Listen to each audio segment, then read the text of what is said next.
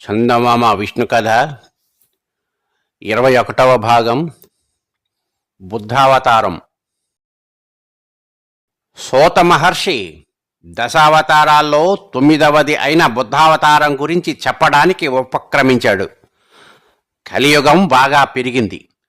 మానవత్వం నుండి క్రూర మృగత్వంలోకి మానవులందరూ దిగజారిపోతూ ఉన్న దశ వచ్చింది. మనిషి బుద్ధిని సక్రమ మార్గాన పెట్టుకొని తనను తాను ఉద్ధరించుకోవలసిన అవసరం ఏర్పడింది. అంతకు ముందు యుగాల్లో ఎవడో దుష్టదానవుణ్ణి సంహరించడానికి విష్ణువు అవతారం ఎత్తి ఆ పని నిర్వహించే తరుణం దాటిపోయింది. మనుషులందరూ రాక్షసులుగా ఒకరినొకరు దోచుకుంటూ హింసించుకుంటూ యజ్ఞయాగాదుల పేరు చెప్పి దయకు చోటు లేకుండా జీవహింసనే పరమావధిగా మద్య మాంస భుక్కులై భోగ పరాయణులై మానవుడు బుద్ధిజీవి అనే సత్యాన్ని తెలుసుకోలేని పామరత విశృంఖలంగా చెలరేగిపోయింది.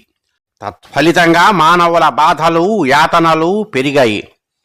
మనిషిగా పుట్టి పరిపూర్ణ మానవుడిగా ఎటువంటి దైవిక స్పర్శ అంటని బుద్ధమూర్తిగా తోటి మానవులనందరినీ ఉద్ధరించగల కాలానుగుణ్యమైన ధర్మ సంస్థాపన చేయవలసిన అవసరం విష్ణువుకు వచ్చింది. నేపాళ దేశంలోని కపిలవస్తు నగరాన్ని శాక్య వంశానికి చెందిన శుద్ధోదన మహారాజు పరిపాలిస్తున్నాడు. అతని రాణి మాయాదేవి పూర్ణిమ చంద్రబింబంలాగా ప్రకాశిస్తూ ఉన్న తెల్లని ఏనుగు ఆకాశం నుండి దిగి ఆమెలో ప్రవేశించినట్లు అద్భుతమైన కల కన్నది. ఒక మహాపురుషుడు మహారాణికి ఉదయించబోతున్నాడని పండితులు మహారాజుకు ఆ కళ ఫలితాన్ని చెప్పారు. కొన్నాళ్లకు మాయాదేవి పల్లకీలో పుట్టినింటికి వెళుతూ దారిలో ఒక వనంలో పిల్లవాణ్ణి ప్రసవించింది. ఆ రోజు వైశాఖ పూర్ణిమ. కుమారుడు కలిగిన ఆనందం ఎన్నాళ్ళలో మిగలకుండా మాయాదేవి కొద్ది దినాలకే చనిపోయి శుద్ధోదనుడిని దుఃఖసాగరంలో ముంచింది. మాతృవిహీనుడైన కుమారుణ్ణి మహారాజు కంటికి రెప్పలాగా కాపాడుకుంటూ నామకరణ మహోత్సవం చేయించాడు. గౌతమ సిద్ధార్థుడు అనే పిల్లవానికి నామకరణం జరిగింది. సిద్ధార్థుడు శుద్ధోదనుడి కన్నుల పండుగగా చంద్రుడిలాగా పెరుగుతూ ఉన్నాడు. తరువాత దైవజ్ఞులు సిద్ధార్థ రాకుమారుడి జాతకాన్ని పరిశీలించారు. మహారాజా, రాకుమారుడు చక్రవర్తి అవుతాడు. ఈ విశాల ప్రపంచంలోని రాజాధిరాజులు ప్రజలు అతనికి తలలో వంచి అంజలులు ఘటిస్తారు అని చెబుతూ ఉంటే శుద్ధోదనుడి ఆనందానికి మేరలేకపోయింది. కానీ మహారాజా, రాకుమారుడికి సన్యాసయోగం ఉన్నది అన్నారు జ్యోతిషవేత్తలు. శుద్ధోదనుడి గుండెలో రాయి పడింది. అంతా అయోమయంగా తోచింది. చక్రవర్తి అవుతాడు అని అంటూనే సన్యాసయోగం తప్పదని అంటున్నారేమిటి అని రెట్టించి అడిగాడు. పండితులు రాకుమారుడి జాతక చక్రంలోని గ్రహగతులను సూక్ష్మ పరిశీలన చేసి రాజుతో, రాజా, రాకుమారుడు అతి సుకుమారమైన మనస్సు గలవాడై ఉంటాడు. ముఖ్యంగా అతడు 4 దృశ్యాలను చూడకూడదు. అవి రోగము, వృద్ధాప్యము, మృత్యువు, సన్యాసము. వీటిని చూసిన మరుక్షణమే రాకుమారుడి మనస్సు విరిగిపోతుంది. కనుక తగిన జాగ్రత్తలు తీసుకోవలసి ఉన్నది అని చెప్పారు. సిద్ధార్థుడికి పసితనం నుండి ఎటువంటి చింత కలగకుండా ఎల్లప్పుడూ ఆహ్లాదకరంగా ఉండేలాగా ఆటపాటలను వినోదాలను ఏర్పాటు చేసి ఎంతో శ్రద్ధగా తీసుకోవలసిన జాగ్రత్తలన్నీ తీసుకున్నాడు శుద్ధోదనుడు. సిద్ధార్థుడు ఒకనాడు ఉద్యానవనంలో వేదికపై సుఖాసీనుడై ఉండగా ఒక హంస గిలగిలా తన్నుకుంటూ అతని ఒడిలో పడింది. రాకుమారుడు దానికి గుచ్చుకొన్న బాణాన్ని జాగ్రత్తగా తొలగించి ఆకుపసరు పూసి దాని ప్రాణాన్ని కాపాడాడు. ఆ హంస నాది, దాన్ని నేను కొట్టాను అని బిగ్గరగా అంటూ దేవదత్తుడు వచ్చాడు. దేవదత్తుడు సిద్ధార్థుడికి జ్ఞాతి సోదరుడు. ఈ హంస ప్రాణాన్ని నేను కాపాడాను కాబట్టి ఇది నాదే అన్నాడు సిద్ధార్థుడు. ఇద్దరూ రాజసభకు వెళ్లారు. ధర్మశాస్త్రవేత్తలు ప్రాణరక్షకుడైన రాకుమారుడిదే హంస అని ఏకగ్రీవంగా తీర్పు ఇచ్చారు. ఆ కారణంగా బాల్యం నుండే దేవదత్తుడికి సిద్ధార్థ రాకుమారుడి మీద అసూయాస్పర్ధ ఏర్పడింది. శాక్యులు సుక్షత్రియ ఆయుధోపజీవులు, వేట వారికి అత్యంత ప్రీతి. కానీ రాకుమారుడికి వేట అంటే అయిష్టం. విలువిద్య లక్ష్యసిద్ధి బాగా నేర్చి అసమానుడు అని అనిపించుకున్నప్పటికీ జంతువులను చంపడమన్నా హింసించడమన్నా అతనికి తగని పనిగా ఉండేది. వేటకు వెళ్ళడు, వినోదాల మీద ఆసక్తి చూపడు, హింసను చూసి తల్లడిల్లిపోతాడు. కుమారుడిలో రక్తానికి బదులు కరుణ ప్రవహిస్తున్నదా అని శుద్ధోధనుడు అనుకుంటూ సాటి రాకుమారుల్లాగా యువరాజుల్లాగా సిద్ధార్థుడు తయారవడానికి ఎన్ని ప్రయత్నాలు చేయాలో అన్నీ చేస్తున్నాడు.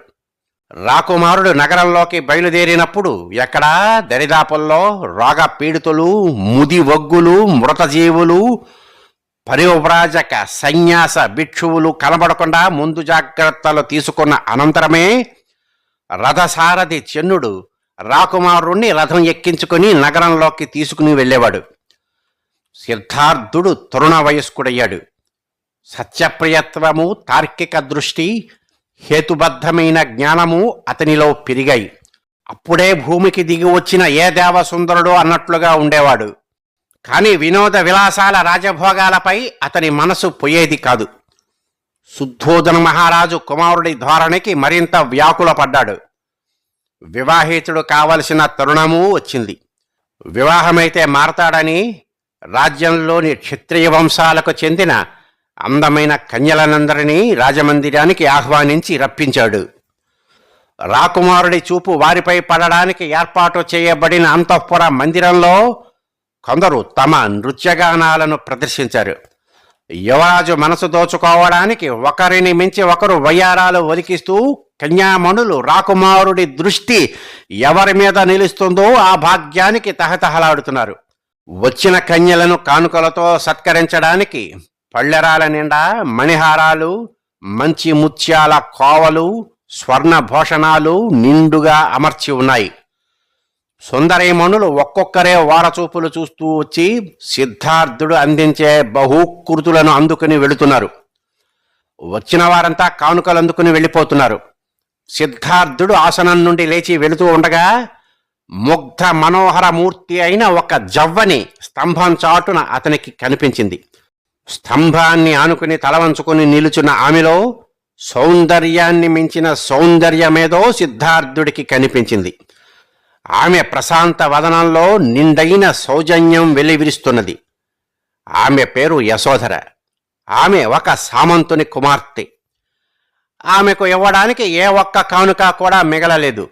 సిద్ధార్థుడు తన మెడలో ఉన్న పచ్చలహారాన్ని తీసి ఆమె నిన్నడుము చుట్టూరా చుట్టాడు. అతని కంఠానికి అంటిపెట్టుకున్న హారం ఆమె నడుముకు వదులుగా సరిపోయింది. సిద్ధార్థుడికి యశోధరపై అనురాగం అంకురించింది. మనస్సు లగ్నమైంది. ఆ విషయం మహారాజుకి తెలిసింది. సిద్ధార్థ రాగోదయానికి శుద్ధోదన మహారాజు ఆనందభరితుడై సామంతునికి వియమందబోతున్నట్లు వర్తమానం పంపాడు. దేవదత్తుడు స్వయంవరం చాటించి పోటీ పరీక్షలు పెట్టాలని పట్టుపట్టాడు. యశోధర తండ్రి కుమార్తె స్వయంవర పోటీకి అందరికీ ఆహ్వానాలు పంపాడు. హింసకు తావివ్వని అనేక పోటీ ప్రదర్శనలు ఏర్పాటు కాబడ్డాయి. అనేక మంది యువకులు వచ్చారు. ఆ పరీక్షలన్నింటిలోనూ రాకుమారుడు సిద్ధార్థుడే మిన్నగా నిలిచాడు. సిద్ధార్థుడితో సరిసమానంగా నెగ్గుతూ వచ్చిన దేవదత్తుడు ప్రతిద్వందిగా నిలబడ్డాడు. చివరకు దేవదత్తుడు కూడా ఓడిపోయాడు. సిద్ధార్థుడు విలువిద్యలో, అశ్వారోహణలో, విద్యలన్నింటిలోనూ అపూర్వ సామర్థ్యాన్ని చూపి యశోధర పాణికమలాన్ని గెలుచుకున్నాడు. సిద్ధార్థ యశోధరల వివాహం వైభవోపేతంగా జరిగింది. శుద్ధోధనుడికి కొంత మనశ్శాంతి లభించింది. కుమారుడు ఒక ఇంటివాడయ్యాడు. సంసార చక్రంలో స్థిరపడి తప్పకుండా చక్రవర్తి అవుతాడు అని అనుకుంటూ మైమరిచాడు. యశోధర సిద్ధార్థుడికి అన్ని విధాలా తగిన భాగస్వామిని. భర్తలో అసాధారణమైన మానవత్వపు విలువలు ఉన్నాయని ఆమె గ్రహించి అందుకు అనుకూలంగా మనసై మెసులుకుంటున్నది. వారి దాంపత్యం హాయిగా ఆనందప్రదంగా సాగుతున్నది. సిద్ధార్థుడు వివాహమైన తరువాత అంతఃపురం విడిచి ఎక్కడికో వెళ్లడమే మానుకున్నాడు. కొన్నాళ్లకు ఆ దంపతులకు రాహులుడు అనే కుమారుడు కలిగాడు. జననీ జనకులకు, తాత శుద్ధోదన మహారాజుకు కన్నుల పండుగగా అల్లారు ముద్దు మురిపాలతో పెరుగుతున్నాడు. సిద్ధార్థుడు ఒకనాటి సాయంకాలం రథారూఢుడై చెన్నుణ్ణి నగరంలోకి తీసుకుని వెళ్ళమన్నాడు. అనుకోని నగర విహారానికి చెన్నుడు వెనకాడుతూనే రాకుమారుడి దృఢ సంకల్పం తెలిసినవాడవడం వల్ల కాదనక రథాన్ని తీసుకుని వెళుతున్నాడు. జలాభారంతో కృంగిపోతూ ఉన్న ఒక ముదివగ్గు పడుతూ లేస్తూ ఎదురుగా వస్తున్నాడు. అతని స్థితి దయనీయంగా ఉన్నది. ఎవరూ ఆ వృద్ధుడి పట్ల చూపవలసిన జాలి చూపి లేవనెత్తటం లేదు. ఎవరి మానాన వారి వారి పన్నుల మీద వెళ్ళిపోతున్నారు. కొంత దూరం వెళ్ళగా ఒక రోగపీడితుడు ఎదురయ్యాడు. అతడు దరిద్రుడని తెలుస్తూ ఉన్నది. పైగా వ్యసనపరుడని అతడు మాటిమాటికి చేసే సురాపానం చెబుతున్నది. ఆ తర్వాత ఒక శవాన్ని శ్మశానానికి వాహకులు తీసుకువెళుతూ ఉండటం కనిపించింది. చివరగా సర్వసంగ పరిత్యాగం చేసి భిక్షాటనం చేస్తున్న ఒక భిక్షువు ఎదురయ్యాడు. అంతవరకు కప్పి ఉన్న నివురు తొలగిన నిప్పులాగా సిద్ధార్థుడి బుద్ధి ప్రకాశించింది. అప్పుడే గౌతముడు బుద్ధుడు అవ్వడానికి అంకురార్పణ జరిగింది. రాకుమారుడు ఆ 4 దృశ్యాల గురించి పట్టి పట్టి చెన్నుడిని అడిగాడు. చెన్నుడికి నిజం చెప్పక తప్పింది కాదు. సిద్ధార్థుడు రథాన్ని వెనక్కు మరల్చమన్నాడు. చెన్నుడు రథాన్ని రాజమందిరానికి చేర్చాడు. ఆ రాత్రి సిద్ధార్థుడికి నిద్ర పట్టలేదు. బయట సన్నని వెన్నెల కాస్తున్నది. యశోధర నిద్రపోతున్నది. రాహులుడు తల్లి గుండెకు హత్తుకుని నిద్రిస్తున్నాడు. తల్లి కొడుకుల ముఖాల్లో అమాయకత్వం ప్రకాశిస్తున్నది. సిద్ధార్థుడు వాళ్లను విడిచి కొన్ని అడుగులు నడిచి తిరిగి వచ్చాడు. అలాగ 2 సార్లు జరిగింది. 3వసారి సిద్ధార్థుడు మనసు దిటవ చేసుకుని యశోధర పాదాల మీద ఒక కలువను ఉంచి ఆమె పాదాలను స్పృశించి నమస్కరించి వెనుదిరిగి బయలుదేరాడు. అంతఃపురం నుండి అశ్వశాలకు వెళ్ళాడు. చెన్నుడిని మేల్కొలిపి అశ్వాన్ని సిద్ధం చెయ్యమన్నాడు. రాకుమారుడికి అర్ధరాత్రి చిరువెన్నెలలో గుర్రమెక్కి తిరగాలని అనిపించింది కాబోలు అని అనుకున్నాడు చెన్నుడు. అప్పుడే చిన్న జల్లు పడి నేలంతా తడిసి మెత్తగా ఉంది. సిద్ధార్థుడు గుర్రాన్ని ఎక్కి కూర్చున్నాడు. చెన్నుడు కళ్ళాన్ని పట్టుకుని నడిపిస్తున్నాడు. అంతా నిశ్శబ్దంగా ఉన్నది. గుర్రపుడెక్క సవ్వడి నేల మెత్తగా ఉండటం వల్ల వినిపించలేదు.